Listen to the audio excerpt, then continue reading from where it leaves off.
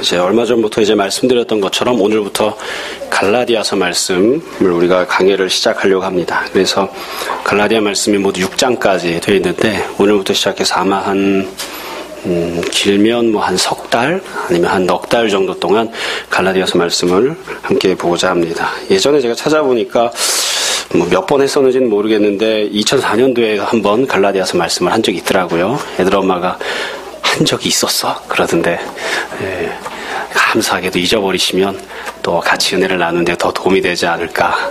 또 집에 가시면 이번 주간부터 갈라디아 말씀을 이렇게 쭉 읽어보시고 오시면 더 말씀을 듣고 배우는데 더 유익하지 않을까 싶습니다. 오늘은 이제 1장 1절부터 5절까지 내용인데 갈라디아서와 관련되어 있는 전반적인 몇 가지 이야기를 하고 또 본문과 관련된 내용들을 좀 보려고 합니다. 이 갈라디아서는 우리가 잘 아는 것처럼 사도 바울이 보낸 그런 편지죠. 그래서 이 저자가 누구인지에 대해서는 별다른 논의가 없습니다. 그냥 사도 바울이 자기가 썼다 이렇게 처음부터 이렇게 나오기 때문에 바울이 쓴 서신이구나 이제 그렇게 알려져 있죠. 다만 사도 바울이 자기를 표현하면서 우리가 그냥 쉽게 넘어갈 수도 있지만 굉장히 독특한 특징적인 표현으로 자기 자신을 소개를 했습니다. 1절 말씀을 보시면 이렇게 소개를 했어요. 사람들에게서 난 것도 아니고 사람으로 말미암은 것도 아니고 오직 예수 그리스도와 그를 죽은 자 가운데 살리신 하나님 아버지로 말미암아 사도가 된 바울은 해서 자기 자신을 이제 소개를 하면서 그리스도와 하나님으로 말미암아 사도가 된 사람이다 이렇게 표현을 했습니다. 근데 하나님을 수식하면서 무엇이라고 수식을 했냐면 죽은 자 가운데서 예수님을 살리신 하나님이다 이렇게 표현을 했죠. 우리는 이 표현이 당연히 쓰는 표현이라고 생각할 수도 있는데 그러나 이 표현이 갈라디아 사람들에게는 굉장히 익숙하고 또 정겨운 표현입니다. 왜냐하면 사도행전 13장 말씀을 보시면 사도 바울이 전도여행을 다니면서 복음을 증거할 때 어떻게 설교했는지를 기록하고 있는데 아마 갈라디아에서 설교했던 내용을 기록한 것 같아요. 근데 그때 보면 예수님을 향해서 두 가지를 놓고 설교를 했습니다. 예수님께서 십자가에 달려 고난당하신 분이다. 두 번째로는 부활하신 분이다. 그렇게 설교를 했습니다. 그래서 사도 바울이 전도여행을 다닐 때 항상 설교했던 핵심 요지가 예수 그리스도였고 그 예수 그리스도에 대해서 십자가 고난과 부활을 중심으로 선포를 했었기 때문에 하나님을 소개할 때에 주님을 살려주신 분, 주님을 부활케 하신 분이다. 이렇게 표현한 것은 갈라디아 성도들에게는 이게 바울이 늘 설교하던 그대로 자기 자신을 소개하는 것이구나. 이제 그렇게 알아들을 수 있는 그런 특징적인 그런 내용이죠. 다음에 이 갈라디아서 말씀을 여러분들이 쭉 보시면 우리가 다 읽지 않았지만 1장부터 6장까지 내용이 굉장히 격정적이고 또 굉장히 이렇게 감정을 감추지 않고 표현하는 그런 식으로 되어 있습니다. 이게 이 로마서와 다른 점인데 우리가 흔히 로마서와 갈라디아서 두 개 성경이 다 복음을 중심으로 설교하는 그런 내용이라고 이야기하거든요. 근데 로마서는 사도 바울이 세운 교회가 아닙니다. 로마 교회는 남이 세운 교회예요. 근데 거기에다가 사도 바울이 편지를 써서 이제 로마서를 보낸 거였기 때문에 그때 굉장히 차분하고 침착하게 어떻게 보면 좀 예의를 갖추어서 거리를 두고 이제 쓴 편지죠. 반면 갈라디아는 좀 다릅니다. 갈라디아 교회는 사도 바울이 직접 세운 교회였습니다. 그러니까 사도 바울이 자기 하고 싶은 얘기를 자기 감정을 속이지 않고 있는 그대로 다 표출을 해요. 그래서 때로는 분노하는 또 혹은 또 이렇게 격정적으로 이렇게 이야기하는 그런 내용으로 되어 있습니다. 그래서 좀 성경을 읽을 때 좀 친숙함을 가지고 읽는다 그러면 로마서보다는 갈라디아서가 훨씬 더 좀 감성적인 접근을 많이 하기 때문에 우리에게 더 익숙한 그런 내용이 되지 않을까 싶습니다. 한 가지를 더 이야기를 이제 본문을 보기 전에 하려고 하는데 이 갈라디아 교회에 이제 편지를 썼잖아요. 오늘 설교 제목도 이제 갈라디아 교회들이고 2절 말씀해 보시면 편지를 받는 사람이 누구인지를 사도 바울이 써놨는데 함께는 모든 형제와 더불어 갈라디아 여러 교회들에게 편지한다 이렇게 기록을 했습니다. 그러니까 편지를 받는 사람은 한 사람이 아니에요. 한 지역도 아니고 갈라디아 지역에 있는 여러 교회들이 이 편지를 받는 대상으로 되어 있습니다. 근데 이 갈라디아라고 하는 지역 때문에 좀 이제 문제가 돼서 사람들이 이제 신학자들 이런저런 논의를 하는데 간단하게 여러분들에게 먼저 말씀을 드리려고 합니다. 왜냐하면 이 내용을 알고 있는 것이 나중에 본문을 읽는 데 있어서 좀 도움이 되기 때문에 좀 설명을 하려고 하는데 제 성도분들은 가끔 이렇게 신학적인 이야기를 하거나 배경과 관련된 이야기를 하려고 하면 굉장히 이렇게 먼저 지레 겁을 먹거나 어려울 거다 이렇게 생각하는 경우들이 있거든요. 어렵지 않으니까 조금만 신경 써서 들으시면 나중에 갈라디아서 읽으실 때 많은 도움이 될 수 있습니다.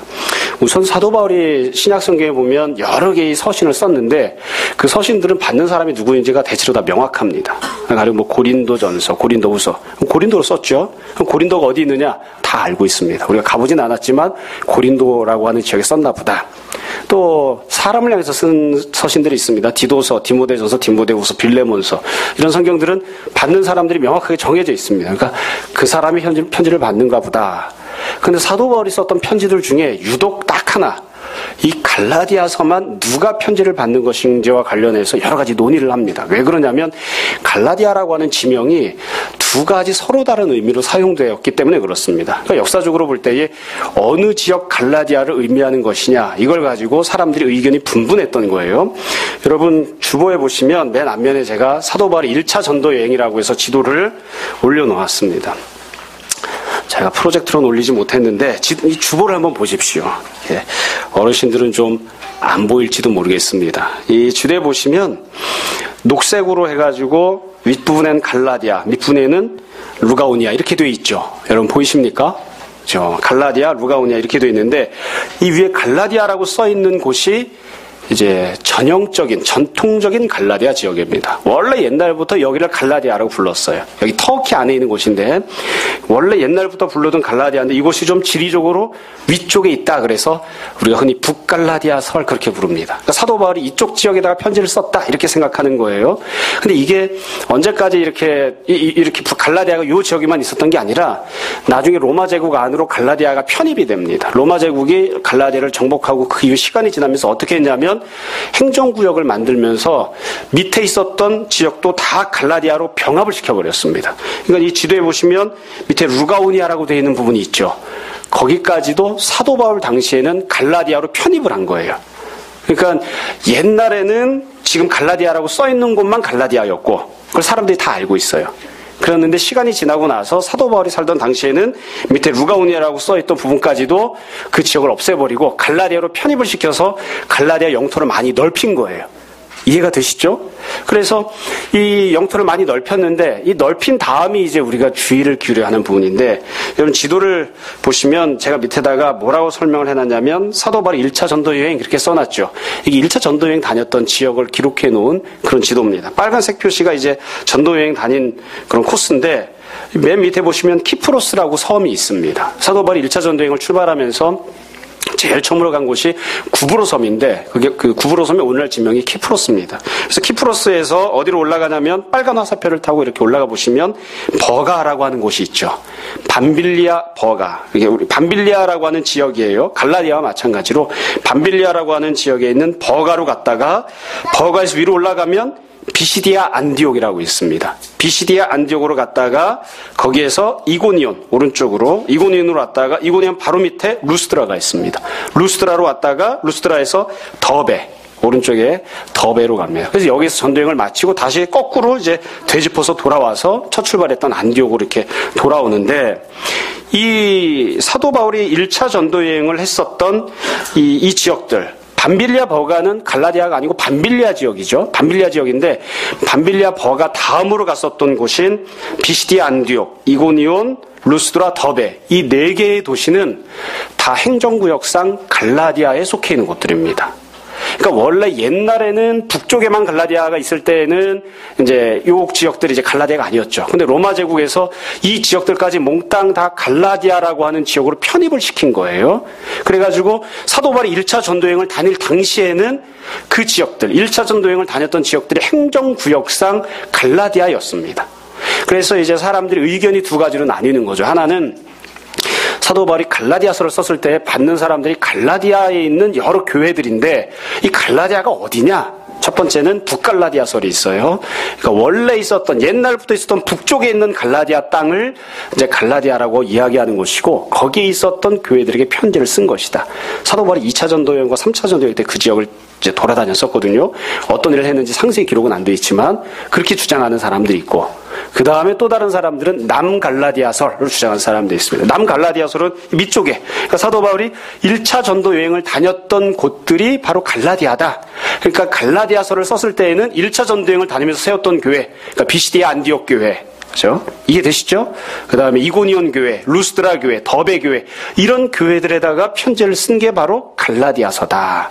그러니까 사도 바울이 평생 살았던 삶을 이렇게 놓고 보면 사도행전에서 갈라디아가 어디인지 명확하게 설명하는 부분이 없단 말이에요. 근데 행정구역만 놓고 보면 1차 전도여행을 다녔던 지역들이 로마 시대 때의 행정구역상 후대의 갈라디아였기 때문에 사도 바울이 사역하던 당시에 그곳을 갈라디아라고 불렀기 때문에 거기에다가 편지를 보낸 것이 아니냐, 이제 이렇게 생각합니다. 사실은 본문을 주의하고 본문 내용을 이렇게 뜯어보다 보면 북갈라디아서를 취하건 아니면 남갈라디아서를 취하건 그 의미상 크게 달라지진 않습니다. 근데 우리가 본문을 읽으면서 조금 더 쉽게 이해하려면 남갈라디아서를 취하면, 그러니까 사도 바울이 1차 전도 여행을 다녔던 곳들, 거기는 뭐 분명하게 자기가 교회를 세웠으니까 그 지역들에 있는 교회에다가 사도 바울이 갈라디아서를 써서 보냈다, 이렇게 생각하고 본문을 보면 훨씬 더 수월하게 본문을 읽을 수 있는 그런 부분들이 많이 있습니다. 그래서 제가 때때로 북갈라디아서 혹은 남갈라디아서 이렇게 해서 이야기를 해가면서 본문에 대한 이야기들을 하려고 합니다. 다 이해가 되시죠? 이게 어려운 내용이 아닙니다. 우리가 지금 있는 이 자리가 관악구죠. 그래서 여기가 예전에는 동 이름이 무엇이었습니까? 다 봉천동이었습니다. 봉천 1동, 2동, 3동, 4동에서 11동까지. 그래서 막 봉천동이었는데 지금은 지역 이름을 바꿨죠. 그렇죠?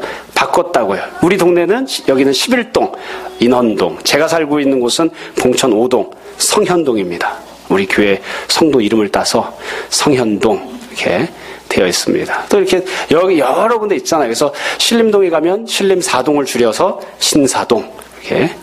그것 때문에 저 강남에 있는 신사동이랑 쌈 붙었었죠. 예. 자, 이 이름이 옛날 이름이 있고 요즘 이름이 있는 거예요. 제가 어렸을 때 성장했던 곳이 이제 강서구 공항동인데 김포공항이 있는 그런 지역입니다. 근데 강서구가 예전에는 뭐였냐면 영등포구였습니다. 지금 있는 양천구도 영등포구였습니다. 그래서 제가 초등학교 들어가기 전에는 다 영등포구였어요. 영등포구 공항동이었는데 이 지역이 넓으니까 잘라낸 거예요. 그래서 이쪽은 강서구, 이쪽은 양천구 이렇게 만들었어요. 그래서 저는 이제 강서구라고 하는 지명이 익숙한데 좀 연세가 있으신 분들은 그냥 영등포구가 익숙한 거예요.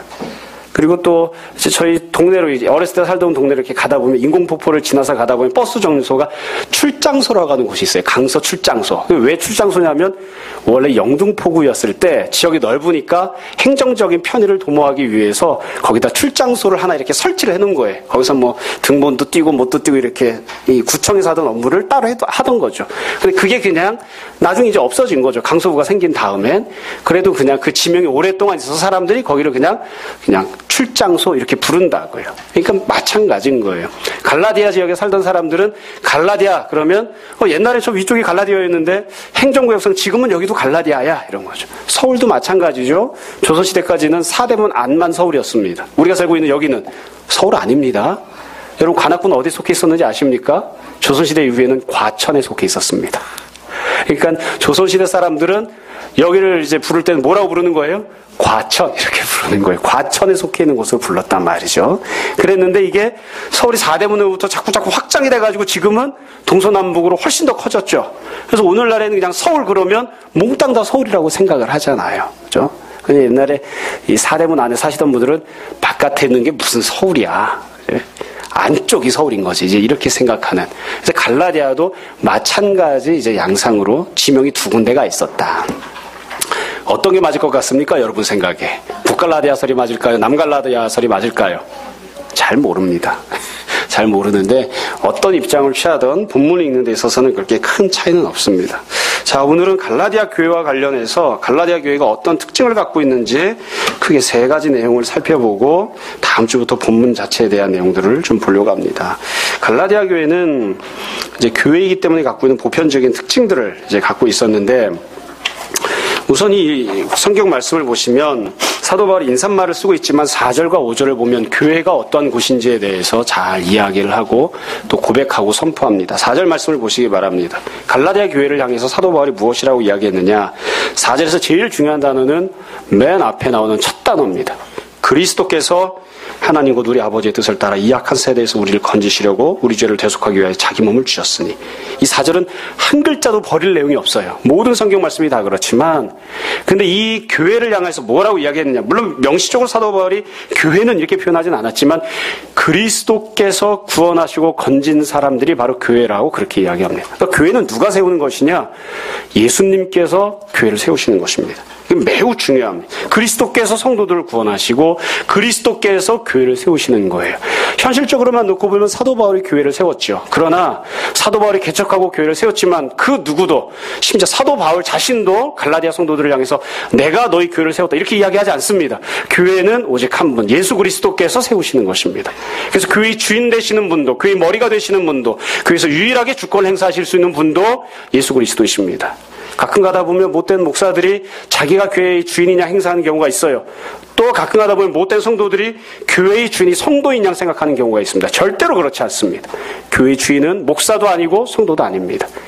예수 그리스도께서 교회를 세우셨고 예수 그리스도께서 교회를 향한 모든 주권을 갖고 계시는 거예요. 그래서 교회에서 이루어지는 모든 일들은 오직 한 가지 기준에 의해서만 행동합니다. 주님의 뜻이 무엇인가? 주님께서 무엇이라고 말씀하셨는가? 그것에 따라서만 이루어지는 것이지 목사가 하자는 대로 하는 것도 아니고 성도가 하자는 대로 하는 것도 아닙니다. 그렇죠?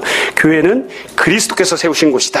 그리스도께서 머리가 되는 곳이다. 또 바울이 그리스도께서 어떤 일을 하셨는지를 이야기하면서 4절 두 번째 줄에 보시면 이 악한 세대에서 우리를 건지셨다 이렇게 표현을 합니다. 이 교회는 어떤 곳이냐?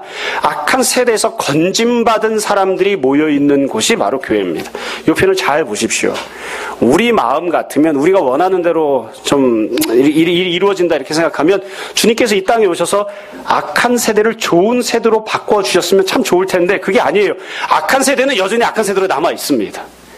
죄를 범하는 세상은 그대로 죄를 범하는 세상으로 남아있고 죄악이 가득하고 죄 가운데 태어나서 죄를 범하던 세상 가운데 우리가 살고 있었는데 그 세상에서 우리를 하나님께서 그리스도께서 건져내 주셨다. 그게 교회인 거예요. 그래서 이게 참 묘한 양면성을 갖고 있는 거죠.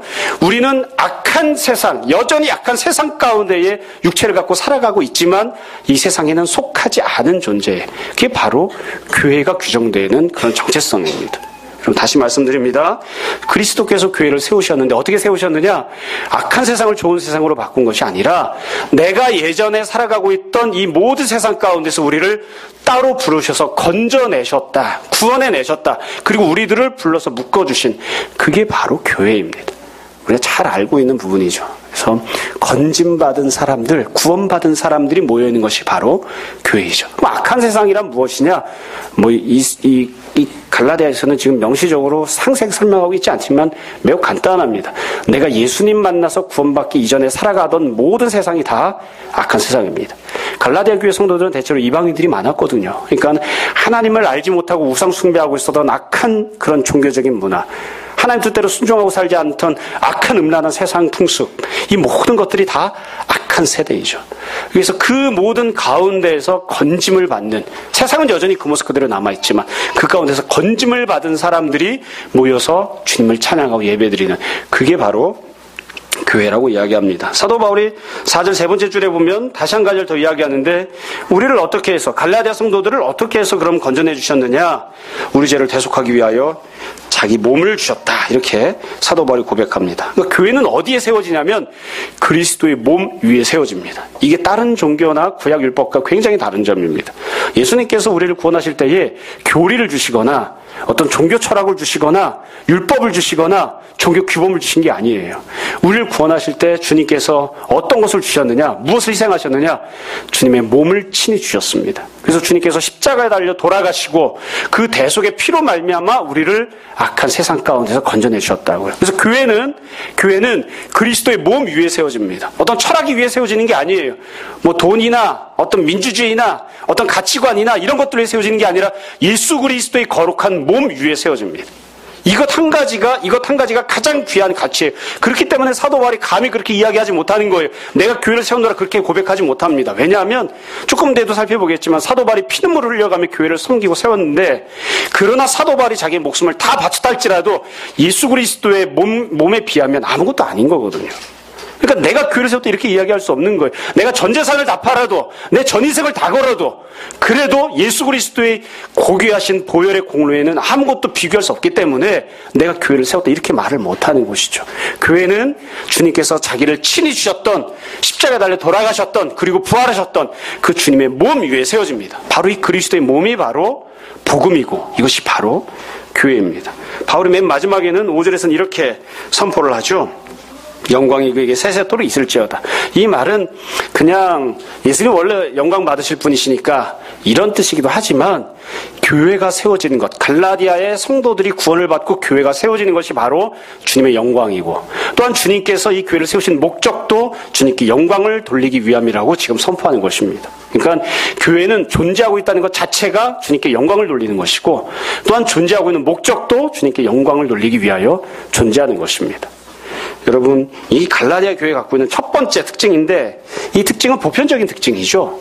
교회가 무엇인지를 이제 일반적으로 설명을 하고 선포한 것입니다. 그러니까 이 갈라디아 교회만 이런 것이 아니라 우리 교회도, 언약교회도, 그리고 옆에 있는 또 다른 교회도, 이 땅에 있는 교회나 아프리카에 있는 교회나 미국에 있는 교회나 모든 교회는 다 이와 똑같은 본질을 갖고 있습니다. 이 교회가 갖고 있는 본질적인 첫 번째 특징입니다. 보편적인 특징. 교회란 도대체 어떠한 곳이냐? 갈라디아 교회는 도대체 어떤 교회였느냐? 갈라디아 교회는, 그리고 우리 교회는 그리스도께서 친히 세워주신, 그리스도께서 그분의 몸 위에 세워주신, 그리고 우리를 이전에 살고 있었던 모든 악한 세대 가운데 건져내셔서 우리를 묶어주시고 주님께 찬양과 영광을 돌리는 자들로 불러 세워주신, 그게 바로 갈라디아 교회입니다. 그게 또한 우리 자신들의 모습이기도 합니다. 여러분, 이 사실을 우리가 잘 기억했으면 좋겠습니다. 누가 우리를 향해서 너는 누구냐라고 물으면, 니네 교회는 어떠한 교회냐라고 물으면 우리가 이 대답을 첫 번째로 할 수 있어야 됩니다. 우리 교회는 그리스도께서 세우신 교회입니다. 나는 그리스도께서 주인이 되신 삶을 살아가는 사람입니다. 그리스도께서 우리를 세상에 속한 자가 되지 말라고, 내가 여지껏 태어나서 죄를 범하고 살아가고 있었던 모든 세상 가운데서 우리를 따로 부르시고 우리를 건져내 주셔서 우리로 주의 영광을 나타내는 자가 되라고 그렇게 세워주신, 그게 바로 교회이고 그게 바로 나 자신입니다. 우리가 그렇게 고백할 수 있었으면 좋겠습니다. 두 번째로, 갈라디아 교회가 다른 교회들과 다르게 갖고 있었던 중요한 현실적인 또 다른 특징이 있습니다.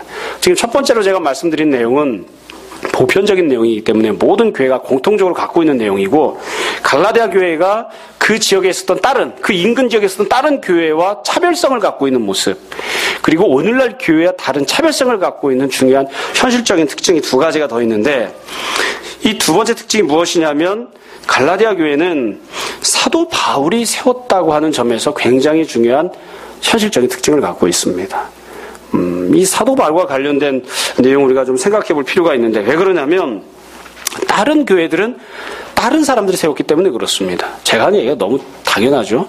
갈라디아 교회가 세워질 때에 그 당시 교회들이 여러 군데에 세워져 있었는데 가장 대표적인 교회가 어디였냐면 예루살렘 교회입니다. 예루살렘 교회는 누가 세웠나요? 예루살렘 교회는 주님께서 친히 부르시고 사도로 세우셨던 주님의 제자들, 그리고 예수님께서 부활 승천하신 다음에 성령 충만을 받았던 120명의 성도들, 이런 사람들이 주축이 되어서 세웠습니다. 다르게 표현하면 유대인들이 세운 것입니다. 예루살렘에 살던 사람들, 예수님을 직접 본 적이 있는 사람들, 예수님의 설교를 직접 들었던 사람들, 예수님과 교제를 나눴던 사람들, 주님께서 친히 하늘에서 성령 충만을 부어주셨던 사람들, 그 사람들이 예루살렘 지역에서 교회를 세운 게 예루살렘 교회예요. 또 예루살렘 교회는 구성하고 있던 사람들도 마찬가지여서 유대인 남성들이 중심 주축을 이루고 있었던 그런 교회입니다. 그래서 그 사람들 대부분이 다 주님이 어떤 말씀을 하셨는지, 주님이 어떤 사역을 하셨는지 직접 보거나 간접적으로라도 다 충분히 듣고 알 수 있었던 그런 사람들이 교회를 구성하고 있었죠. 그게 예루살렘 교회입니다. 예루살렘 교회 말고 또 다른 교회가 있었는데 사마리아의 교회가 있었죠. 사마리아 교회는 누가 세웠느냐? 7 집사 중에 한 사람이었던 집사 빌립이 사마리아 교회를 세웠습니다. 늘 이야기하지만 사마리아 교회는 평신도가 세운 교회입니다.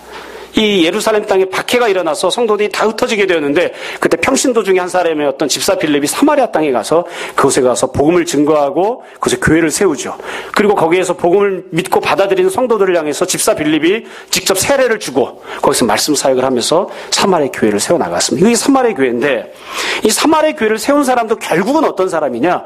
예루살렘 교회에서 사역하던 사람입니다. 집사 빌립이 안수를 받고 집사가 된 것은 예루살렘 교회에서였죠. 사마리아에서 안수를 받은 게 아닙니다. 사실입니다. 사마리아에서 사역을 하고 있어 따로 안수를 받은 게 아니라 예루살렘 교회 안에 문제가 생겼을 때에 어떤 과부들에게 구제하고 어떤 과부들에게 구제하지 않는 이런 문제가 생겼을 때에 그 문제를 잘 처리하기 위해서 사도들이 성도들의 추천을 받아서 성도들이 세운, 성도들이 선발한 집사들을 사도들이 안수를 해서 이제 집사로 세워놓았죠. 우리가 이제 이걸 안수 집사라고 이렇게 부르는데 그 안수 집사 중에 한 사람이었단 말이죠. 그러니까 사마리아 땅에 교회도 누가 세웠느냐? 유대인 남성이 그리고 예루살렘 교회에서 사역을 하던 사람이 사마리아의 교회를 세운 거예요. 그렇기 때문에 사마리아 교회 사람들은 들으면 기분 나빠할 수도 있지만 오늘날 식으로 이야기하면 어떻게 이야기할 수 있냐면 사마리아 교회는 일종의 분점처럼 세워진 교회입니다. 사도들이 파송받아서 세운 것이니까. 예루살렘 교회에서 사역하던 사람이 그곳에 가서 이제 교회를 세웠고, 또 나중에 보면 예루살렘 교회에서 사역했던 베드로와 요한이 와서 그곳에 있는 성도들에게 성령 충만을 받게 하고 그런 사역을 했으니까. 그런데 지금 이 갈라디아에서 세워진 교회는 어떠하냐? 누가 세웠느냐? 사도 바울이 세웠는데 바울은 예루살렘과는 아무 상관이 없던 사람이었습니다. 예루살렘에서 사역을 했던 사람도 아니고 예수님을 직접 보거나 예수님을 만나거나 예수님 말씀을 들어보거나 이렇게 했던 사람도 아니고 심지어 우리가 아는 대로 사도 바울은 복음을 증거하던 사람들을 박해하고 핍박하고 잡아 죽이던 그런 악한 일을 하던 사람이었죠. 그래서 갈라디아 교회를 세운 사람이 사도 바울이었다고 하는 것이 굉장히 그래서 중요한 특징을 갖습니다. 누가 세웠느냐? 이 부분에 있어서 예루살렘 교회나 사마리아 교회와는 굉장히 다른 거예요. 굉장히 다른 거예요. 예루살렘 교회와 아무 상관이 없는 사람이 세운 것이 바로 갈라디아 교회다. 아마 오늘날 우리 한국 교회는 이런 내용을 조금 더 쉽게 이해할 수 있지 않을까 싶어요. 예전에 제가 사역했던 교회가 사랑의 교회였는데 요즘 보면 사랑의 교회가 많잖아요. 제가 교회를 개척할 때만 해도 옥하는 목사님께서 저를 부르셔서 그러셨다고요. 한국 땅에 이렇게 교회가 많은데 뭐 때문에 네가 개척교회를 하나 더 하려고 하느냐. 지금 있는 교회도 문을 다 닫아야지 되는데 뭐 때문에 네가 거기다 교회를 하나 더 얹으려고 하는 거야. 그러시면서 개척할 필요 없다 이렇게 말씀하셨었거든요. 근데 그 뒤에 이제 목사님께서 또 생각이 바뀌셔가지고 제가 개척한 이후에는 한참 있다가는 다른 부목사님들에게 이렇게 개척 자금도 주시고 후원해 주기 위해서 교회를 많이 세웠죠. 그래서 지역들마다 다 사랑의 교회가 있잖아요. 무슨 사랑의 교회, 무슨 사랑의 교회, 무슨 사랑의 교회. 그렇죠? 저처럼 이렇게 권고사직을 당해가지고 후원을 못 받고 혼자 알아서 개척한 사람도 있고 후원을 받아서 개척한 사람도 있단 말이에요. 근데 이 갈라디아 교회는 어떠한 교회냐면 어떤 입장에서 보면 저와 비슷한 거예요. 그렇죠? 예루살렘에서 파송받아서 세운 게 아니고 예루살렘과는 단절되어 있는 아무 상관이 없는 예루살렘에서 인정해 주거나 후원해 주는 것이 아니라 아무 상관이 없는 그런 사도 바울이 세운 교회다. 사도 바울이 세웠다고 하는 것은 다른 식으로 이야기하면 우리가 이제 잘 아는 대로 선교사가 세웠다고 하는 뜻입니다. 여러분 사도 바울이 혼자 그냥 단독적으로 교회를 세운 것이 아니라 안디옥 교회에서 선교사로 파송을 받아서 갈라디아 지역에 가서 선교 사역을 했습니다. 그리고 거기 교회를 세웠죠. 그래서 엄밀하게 이야기하면 사도 바울은 예루살렘이 아니라 안디옥 교회에서 파송을 받은 사람인데 안디옥 교회는 어떠한 교회였느냐? 여러분 신약성경 읽을 때, 사도행전 읽을 때 제가 누차 강조합니다만 가장 아름답고 탁월한 교회, 가장 훌륭한 교회 모본을 뽑으라고 하면 우리가 다 주저없이 안디옥 교회를 선택합니다. 왜 그러냐면 안디옥 교회는 하나님 뜻대로 순종하는 교회였기 때문이에요. 이건 조금 이따 다시 말씀드릴게요. 안디옥 교회는 어떤 특징을 갖고 있었냐면 이방 땅에 세워진 교회였습니다. 안디옥이라고 하는 지역 자체가 이방 땅이죠. 그럼 여기엔 누가 교회를 세웠느냐? 흩어져서 복음을 박해받아서 흩어졌었던 여러 성도들이 세운 교회예요. 안디옥 교회는 그래서 사역자가 세운 곳이 아닙니다. 풀타임 사역자가 세운 교회가 아니에요. 사도가 와서 세운 교회가 아니에요. 일반 성도가 와서 복음을 전하고 다른 사람에게 예수님 믿자고 해서 성도들이 성도를 묶어가지고 세운 교회가 안디옥 교회였어요. 그래서 다르게 쉽게 이야기하면 이방 땅에 이방인들이 중심이 되어서 그 중에서도 일반 성도들이 세웠던 교회가 안디옥 교회예요. 그 안디옥 교회가 어떻게 했느냐? 우리만 예수님 믿는 것으로 머물러서는 안 되겠다 해서 자기네 교회를 사역하고 섬겨주었던 그런 직분자들 가운데 두 사람을 따로 불러 세우고 안수기도 해주고 금식기도 한 다음에 선교사로 파송을 했어요. 이방 땅에 가서 이방인들에게 복음을 증거하라고 선교사로 파송을 했죠. 그렇게 파송받은 사람이 바로 사도 바울이었습니다. 다시 정리해서 이야기하면 이렇게 이야기할 수 있어요. 이방 땅에 세워져 있었던 이방인들이 중심이 되어서 세워져 있던 이방인 교회 안디옥 교회에서 이방인들에게 복음을 증거하라고 사역자를 파송을 한 거예요. 그게 바로 선교사였던 사도 바울이었습니다. 그러니까 사도 바울이 세웠던 교회, 갈라디아 교회. 이게 그래서 매우 중요한 교회죠. 중요한 그런 의미를 갖고 있는 것이죠. 제가 지금 드렸던 이 말씀은 성경을 읽을 때 우리가 주님의 뜻이 이전보다 더 아름답게 성취가 되었다는 점에서 중요한 특징을 갖습니다. 여러분, 우리가 잘 아는 대로 예수님께서 부활 승천하실 때 딱 한 가지 명령하셨죠. 예루살렘, 유다, 사마리아 땅끝까지 가서 복음을 전하라. 어디까지 가라고요? 땅끝까지 가라 말씀하셨어요. 주님께서 이것을 아주 구체적으로 설명하셨는데 모든 족속으로 제자를 삼으라. 민족을 가리지 말고 혈통을 가리지 말고 모든 족속으로 제자를 삼으라 말씀하셨어요. 이 명령을 누가 들었냐면 사도 바울은 못 들었어요. 그때는 예수님 안 믿었으니까. 예수님의 제자들과 또 마가 다락방에 모여서 기도하고 성령 충만 받았던 120명의 성도들과 또 다른 수백 명이 있었던 예루살렘에 있었던 성도들이 다 들었어요. 근데 불행하게도 주님이 그 명령을 직접 들었던 예루살렘 교회 성도들은 땅끝에 가지 않았습니다. 성교사를 파송하지 않았어요. 모든 족속을 제자로 삼지 않았습니다. 심지어 베드로나 예루살렘 교회는 이방인이 교회에 들어오는 것을 다 싫어했습니다. 이방인에게 복음 증거를 하지도 않았어요. 그러니까 이 예루살렘 교회나 사마리아 교회는 주님이 무엇을 원하고 계신지를 다 듣고 알고 있음에도 불구하고 그들이 순종하지 않았던 것이죠. 반면에 안디옥 교회는 어떠합니까? 주님이 무엇이라고 말씀하셨는지 직접 들어본 적이 없어요. 그들은 이방인들이에요. 예수님을 만나본 적도 없어요. 근데 그들은 한 번도 만나본 적이 없고 들어본 적도 없었던 예수님을 믿는 사람들이 되었고 주님이 직접 명령하시는 걸 듣지도 않았음에도 불구하고 주님께서 말씀하신 그대로 순종하는 사람들이 됩니다. 땅끝까지 모든 족속에게 교회를 세우기 위해서 사도 바울이 파송을 한다고요. 그래서 그 부분에 있어서만큼은 안디옥 교회가 예루살렘 교회보다 훨씬 더 탁월한 교회죠. 훨씬 더 주님 뜻대로 순종한 교회입니다. 교육자가 누구냐? 교회의 규모가 어떠하냐? 교회를 구성하고 있는 인적 구성이 어떠하냐? 말씀을 증거하고 가르치는 수준이 어떠하냐? 이런 여러 면들에 있어서 예루살렘 교회가 안디옥 교회보다 훨씬 더 탁월할지도 모릅니다. 예루살렘 교회를 섬기던 그런 목회자는 베드로니까, 요한이니까, 야고보니까 사도 바울과는 비교할 수 없을 만큼 탁월한 교육자들이 있는 거예요. 그러나 주님께서 주셨던 명령대로 순종하는 측면에서는 예루살렘 교회보다는 안디옥 교회가 한 걸음 더 진일보한 훨씬 더 탁월하고 아름답게 순종한 교회였죠.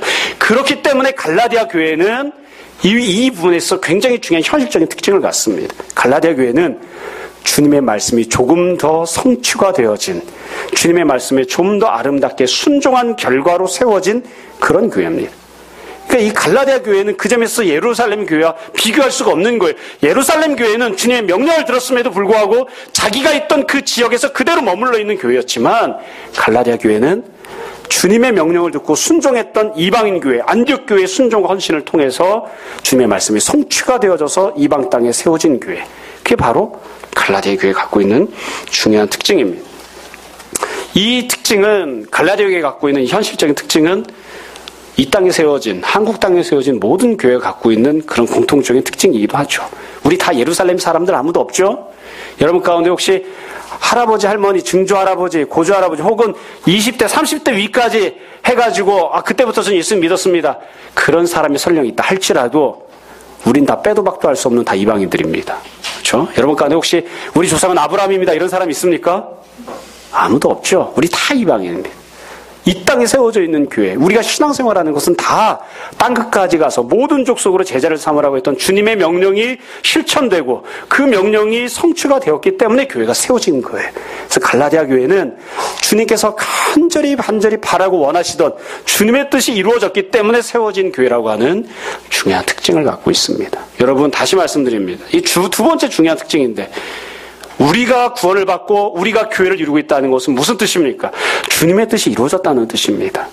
사람들이 베드로가, 요한이, 야고보가 예루살렘에 있었던 그 놀라운 탁월한 사역자들이 자기들 멋대로 자기들 하고 싶은 대로만 순종하고 땅끝에 가서 교회를 세우지 않았지만 그러나 그럼에도 불구하고 주님께서 다른 사역자들을 보내시고 사용하셔서 주님의 뜻이 이루어지게 하셨고 주님의 뜻이 성취가 되게 하셨습니다. 그래서 주님이 갖고 계셨던 계획이 성취가 되고 이루어졌기 때문에 그 결과로 우리가 구원을 받았고 이 땅에 교회가 세워진 것이에요. 그게 바로 갈라디아 교회, 이 땅에 세워진 교회, 우리 언약교회가 갖고 있는 중요한 특징입니다. 다시 정리를 할게요. 갈라디아 교회가 갖고 있었던 중요한 첫 번째 특징이 무엇입니까? 보편적 특징입니다. 그리스도께서 자기 몸을 주시고 세워주신, 주의 영광을 위하여 이 약한 세대에서 우리를 건져내 주시고 세워주신, 그게 바로 갈라디아 교회입니다. 그게 바로 우리 교회입니다. 두 번째로 갈라디아 교회가 갖고 있는 현실적인 특징이 무엇입니까? 갈라디아 교회는 예루살렘과는 아무 상관이 없는 선교사가 세운 교회입니다. 주님의 뜻이 이루어지고 성취가 되었기 때문에, 주님의 간절한 바람이 이루어졌기 때문에 구원받은 사람들이 생겨나서 이루게 된, 그게 바로 갈라디아 교회가 갖고 있는 중요한 특징입니다. 아마 저런 얘기를 왜 하나 이렇게 생각하실 수도 있는데, 다음 주가 되면 갈라디아서 본문을 읽기 시작할 때, 이제 갈라디아서 본문과 관련된 내용을 쭉 강의를 시작할 때에 지금 하고 있는 이야기를 다시 다 할 겁니다. 이게 갈라디아서를 읽을 때 필요한 아주 중요한 전제 조건들이거든요. 여러분들이 잘 기억해 두시기 바랍니다. 마지막 세 번째로, 갈라디아 교회가 갖고 있는 현실적인 또 다른 특징이 하나 있습니다. 그건 이제 사도 마찬가지로 갈라디아 교회는 그냥 하늘에서 뚝 떨어져서 세워진 교회가 아니라 사도 바울이 수고하고 헌신하고 사도 바울이 노력해서 세웠던 그런 교회였습니다. 그러니까 인간적인 그런 헌신들이 들어있었던 그런 중요한 특징을 갖고 있는 것이죠. 어느 교회든지 다 마찬가지입니다만 처음에 세워질 때는 누군가가 수고하기 마련이죠. 근데 갈라디아 교회는 사도 바울이 애를 쓰고 수고해서 세운 그런 교회였습니다. 아까 제가 처음에 갈라디아가 어디인가 이것과 관련된 이야기를 하면서 북갈라디아, 남갈라디아 이렇게 의견이 나뉘어져 있다고 했죠. 근데 사도 바울이 2차 전도여행과 3차 전도여행을 갈 때에 북갈라디아 지역을 돌아다녔습니다. 근데 그때 무슨 일을 했는지, 어디에 교회를 세우는지는 상세히 기록이 없어요. 사도행전에 보면 기록이 없어요. 그래서 그 부분을 우리가 알아볼 수는 없고, 사도 바울이 1차 전도여행을 갈 때에 남쪽 갈라디아 지역, 행정구역상 갈라디아 지역을 돌아다니면서 이제 교회들을 세웠는데, 그래서 그 남갈라디아 지역을 우리가 이제 갈라디아라고 놓고 보면 사도 바울이 얼마나 많은 수고를 했는지, 얼마나 많은 박해를 받았는지 사도행전이 상세히 기록합니다. 사도행전 13장과 14장을 보시면 1차 전도여행과 관련된 내용이 나옵니다. 우선 사도 바울이 갈라디아 지역에 교회를 세울 때 어떤 과정들을 거쳤느냐? 사도 바울이 아주 징그럽게 매를 많이 맞고 다녔습니다. 그런데도 불구하고 포기하지 않았던 게 바로 갈라디아 지역에 복음을 증거하는 것이었습니다. 1차 전도 여행을 처음에 사도 바울이 출발할 때에 제일 처음으로 갔던 곳이 아까 말씀드렸던 구브로 섬입니다. 오늘날 지명으로 이야기하면 키프로스 섬인데, 키프로스라고 하는 곳에 갔을 때에 어떤 일이 있었느냐? 복음 증거를 했지만 열매를 아무것도 거두지 못했어요. 아무런 열매가 없었어요. 그 키프로스 섬에는 교회가 세워지지도 않았고 예수님 믿고 회개하고 세례받은 사람도 없었어요. 그래서 거기서 빈털터리로 아무 열매 없이 그냥 다시 또 이제 밤빌리아 버가 지역으로 건너가게 됩니다. 근데 성경에는 기록이 없지만 교회 역사와 전통에서 기록하고 있는 내용이 있습니다. 구브로 섬에 보면 바보라고 하는 지역이 있는데, 파포스라고 하는 곳이 있는데 사도 바울이 그곳에서 40에 하나 감한매를 맞았다고 합니다. 그러니까 39대 채찍질을 당한 거예요. 여러분 아마 매를 맞아보신 분들은 아실 거예요. 몇 대를 맞으면 사람이 기진할까? 곤장을 때릴 때 해도 죽도록 때리진 않죠. 죽으면 안 되니까. 죽기 전까지 때리는 거예요. 그렇죠? 그래서 유대인들도 전통이 40대까지 때리면 사람을 모욕하는 것이다. 하나님의 형상을 모독하는 것이다. 그래서 40에서 하나 감한매 39대를 때렸다고요. 때로는 몽둥이로 아니면 채찍으로 때렸는데, 저도 가보지 않았습니다만 책을 통해서 이렇게 보면 구브로 섬의 바보라고 하는 곳에 사도 바울이 매를 맞았던 자리를 관광지로 해놨다고 그래요. 그래서 기둥을 세워놓고, 사람을 이제 때릴 때 어떻게 때리냐면 기둥을 세워놓고 위에다가 손을 묶습니다. 그리고 옷을 벗겨놓고 나서 뒤에서 등판을 때리는 거예요. 거기에서 사도 바울이 39대 매를 맞았다고 그래요. 참, 혹시 여러분 39대를 맞아보신 분 계십니까? 그렇죠? 이스라엘 사람들은 자식을 때릴 때 주로 혁대로 많이 때린다고 그러거든요. 우리가 보면 비인간적이라고 하지만 그 나라는 또 그 나라 나름대로 그런 문화가 있고 또 생존해야 되니까 그런 것 같아요. 길바닥에서도 애들이 혁대를 풀어가지고 혁대로 채찍 삼아서 때린다고 하는데, 아마 우리가 그랬으면 경찰 출동하고 그랬겠죠. 그런다고 하는데, 이 사도 바울이 39대 매를 맞고 그 다음에 간 곳이 어디냐면 밤빌리아 버가입니다. 사도 바울이 매를 맞았기 때문에 사실 포기할 수도 있는데 포기하지 않는 거예요. 아무 열매가 없죠. 교회를 세우지도 못했죠. 죽도록 헌신했지만 회심하고 돌아온 사람도 없죠.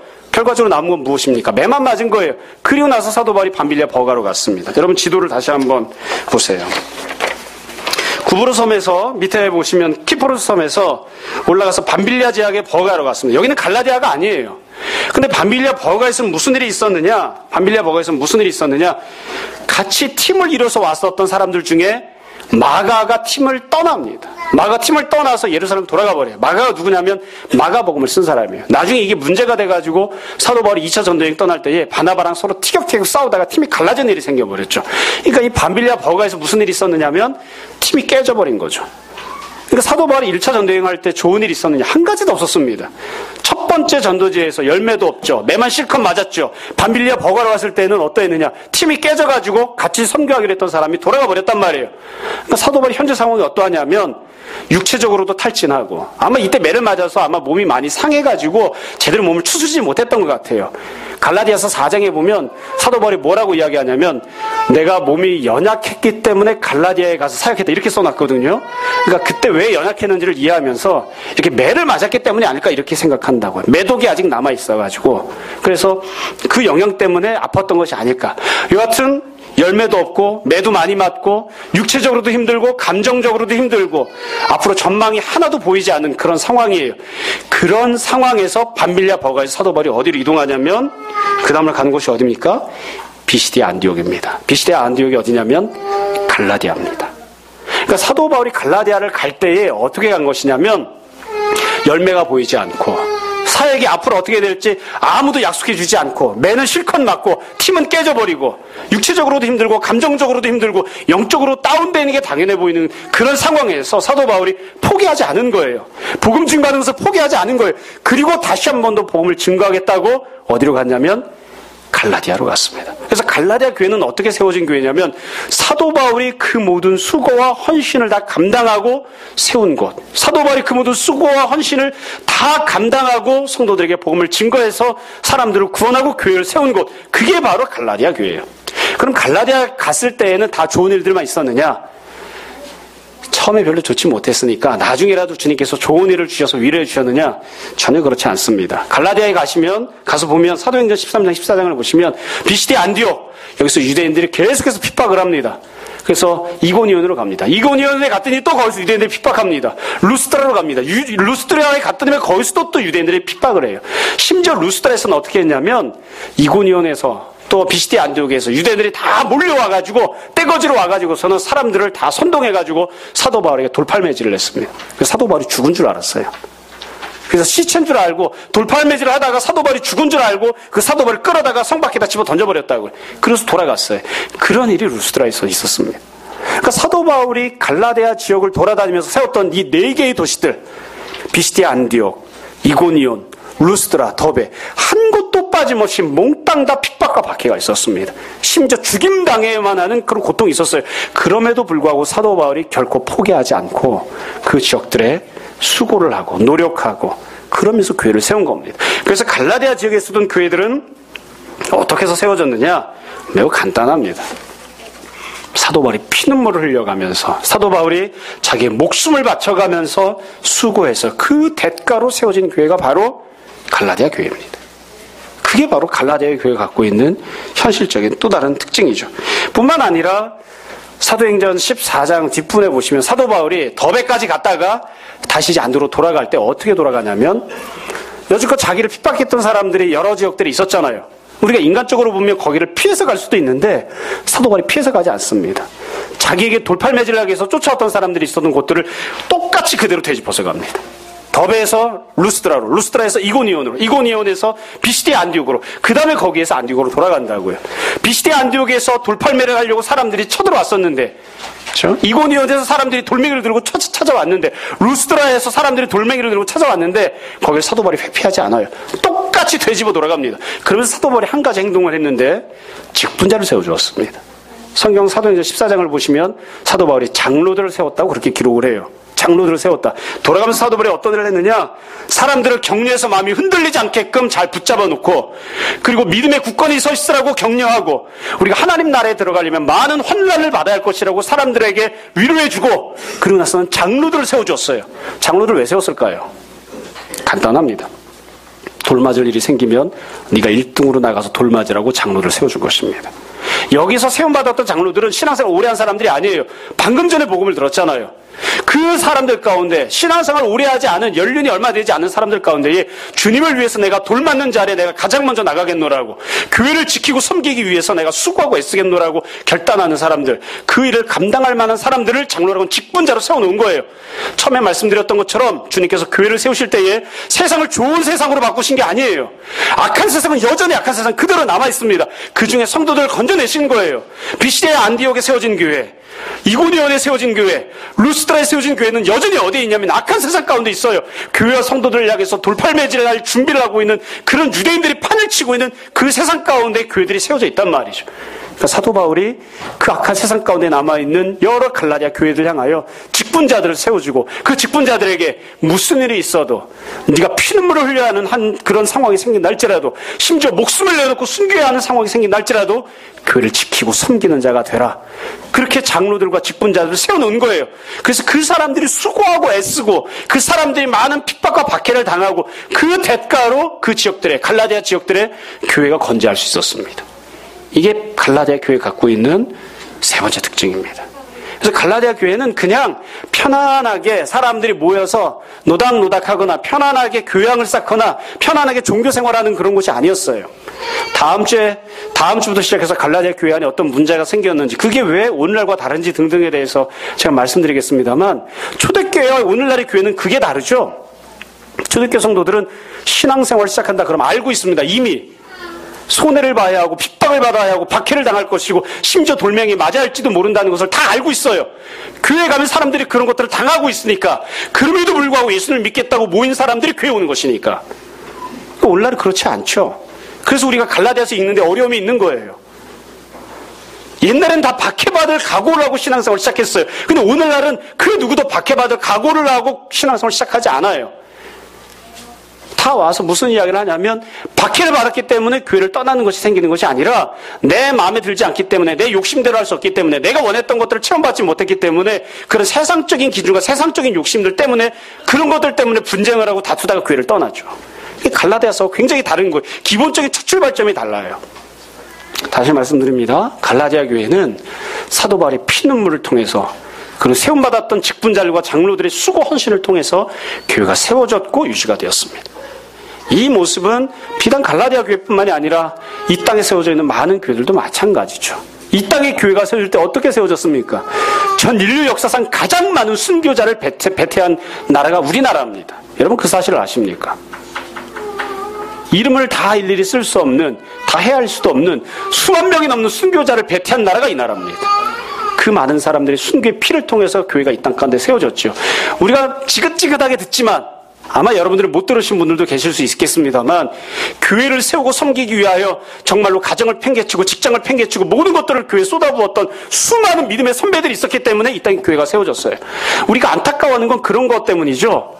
교회가 허물어지고 무너지고 교회가 세속화되는 것을 향해서 안타까워할 때에는 이 교회가 그냥 세워진 교회가 아니라 그리스도의 몸된 교회이고 주님께서 자신의 몸을 주셨을 뿐만 아니라 수많은 믿음의 선배들이 모든 것을 다 아낌없이 쏟아부으면서 헌신하고 수고하고 그 대가로 이 교회가 세워져 있었는데 근데 이 교회가 이와 같이 세속화되고 이 교회가 이와 같이 허물어지는 것이 그래서 안타까워하는 것이라고요. 여러분 교회가 세워지려면 어떻게 해야 합니까? 누군가가 수고해야 합니다. 누군가가 헌신해야 합니다. 누가 그 수고를 해야 합니까? 당연히 주님께서 가장 많이 수고하셨고 목회자가 수고해야 하고 교회를 사랑하고 교회를 섬기기 위해 보냄받은 직분자들이 교회를 감당해야 하는 것이죠. 말씀을 정리하겠습니다. 오늘 제가 드릴 말씀은 앞으로 갈라디아서를 다음 주부터 쭉 함께 나눌 때에 우리가 사전적으로 미리 알고 있어야 하는 그리고 또 오늘 읽었던 1장 1절부터 5절까지 내용 안에 들어있는 그와 같은 내용들입니다. 갈라디아 교회는 사도 바울이 세운 교회입니다. 이방 땅에 세워졌던 이방인 중심의 교회, 성도 중심의 교회였던 안디옥 교회가 선교사를 파송했고 그 선교사가 세운 교회가 바로 갈라디아 교회입니다. 갈라디아 교회가 갖고 있었던 중요한 세 가지 특징이 있습니다. 첫 번째는 보편적인 특징입니다. 모든 교회와 더불어 공통적으로 갖고 있는 보편적인 특징이 있었습니다. 그리스도께서 세우신 교회, 성도들을 세상 가운데 건져내 주시고 자신의 몸을 주셔서 주님께 영광을 돌리라고 세워주신 교회, 그게 바로 갈라디아 교회입니다. 두 번째로 갈라디아 교회는 주님께서 원하셨던 주님의 뜻이 성취가 되어져서 세워진 교회입니다. 사도 바울이 예루살렘에 사마리아에 그렇게 머물러 있는 것이 아니라 주님 말씀대로 순종해서 땅끝까지 가서 모든 족속을 제자로 삼았기 때문에 그래서 세워졌던 교회, 그래서 그 부분에 있어서만큼은 예루살렘 교회보다 훨씬 더 탁월하고 아름다운 교회, 그게 바로 갈라디아 교회입니다. 세 번째로 갈라디아 교회는 그냥 하늘에서 뚝 떨어진 것이 아니라 사도 바울이 피눈물을 흘려가며 사도 바울이 자신의 목숨을 바쳐가며 그리고 그 이후에 그 교회를 섬겼던 많은 직분자들이 온갖 종류의 핍박과 박해를 받음에도 불구하고 수고를 아끼지 않고 노고를 아끼지 않고 목숨을 바쳐서 끝까지 교회를 지키고자 했었던, 그래서 세워져 있었던 것이 바로 갈라디아 교회였습니다. 여러분, 우리 안에도 이 세 가지 모습이 다 들어있습니다. 우리 안에도 이 세 가지 모습이 다 있습니다. 교회가 갖고 있는 보편적인 특징을 우리 교회도 갖고 있고 나 자신도 갖고 있고, 또 사도 바울이 세웠던, 사도 바울이 수고를 아끼지 않았던 그 모습들이 우리 교회 안에도 다 들어있습니다. 그래서 우리는 이 세 가지 특징들을 은혜로 받은 사람들입니다. 동시에 이 세 가지 특징들을 다른 사람들에게 베풀어야 하는 그런 사람들이기도 합니다. 누군가가 우리를 향해서 너는 교회를 왜 다니느냐? 교회가 무엇이냐? 이렇게 물어보면 우리가 떳떳하게, 당당하게, 그리고 자신 있게 그렇게 이야기할 수 있었으면 좋겠습니다. 내가 죄 가운데 태어나 죄를 먹고 마시고 죄를 숨쉬고 살아가고 있었는데 그리스도께서 나를 구원하시고자 이 땅에 오셔서 이 악한 세상 가운데 나를 건져내 주시고 다시는 이전처럼 살지 말 것이라 명령하시고 주님께 영광 돌린 자 되라고 나를 교회로 부르시고 세워주셨다. 나로 하여금 주의 영광을 나타내는 자가 되게 하시기 위해서 주의 뜻이 성취가 되어지고 수많은 믿음의 선배들이 피를 흘리며 순교하며 수많은 수고와 노고를 아끼지 아니하였다. 그리하여 내가 지금 이 땅에 세워져 있는 교회에서 주를 만나고 섬기는 자가 되었다. 그래야 내가 교회를 다닌다. 나는 그런 교회를 다닌다. 또 나는 그런 교회를 후세에 물려주기를 원한다. 그것이 우리의 고백이 될 수 있었으면 좋겠습니다. 모쪼록 바라기는 우리가 신앙생활하고 함께 모여 예배드리는 것이 그저 단순히 내가 원해서 시간 나서 그냥 그렇게 주님 앞에 나와서 하는 것이다. 이런 세상 사람들과 똑같은 생각을 품는 것이 아니라 내가 주님 앞에 나와 예배드리는 이 한순간의 예배 안에, 내가 주님 앞에 당연하듯이 나와드리는 이 교회 안에 그리스도께서 계시고 사도 바울이 들어있고 수많은 믿음의 선배들이 들어있음을 우리가 잘 생각하고 그 모든 수고를 또한 내가 후배들에게 물려줘야 한다는 것을 다짐하는, 생각하는 우리 모두가 되었으면 좋겠습니다. 교회 가운데 귀한 신앙생활하고 은혜 누리는 여러분들 되시기를 주님의 이름으로 축원합니다. 이 시간 잠시 기도하겠습니다. 오늘 말씀을 정돈해 보십시오. 우리 이 시간 함께 우리 회개와 결단의 기도합시다. 함께 기도하겠습니다.